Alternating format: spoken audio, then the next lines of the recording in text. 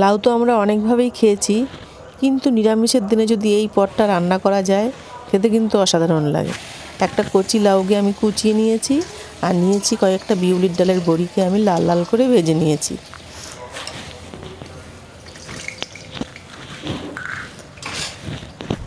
একটা কড়াইতে আমি কিছুটা কালো সর্ষেকে একটু হালকা টেলে নিয়ে একটা পাউডার করে নিয়েছি। ফোড়নে দিয়ে দিয়েছি দুটো শুকনো লঙ্কা, একটা তেজপাতা আর একটু কালো সর্ষে।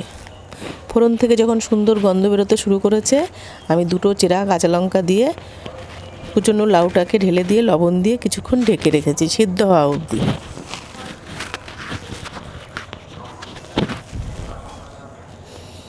এইভাবে নিরামিষের দিনে লাউ রান্না করলে কিন্তু দারুণ লাগে খেতে গরম ভাতের সাথে।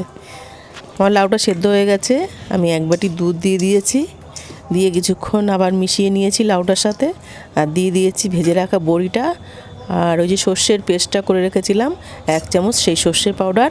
আর যেহেতু নিরামিষ রান্না একটু তো মিষ্টি দিতেই হবে, স্বাদের জন্য দিয়ে দিয়েছি 1 চামচ মিষ্টি।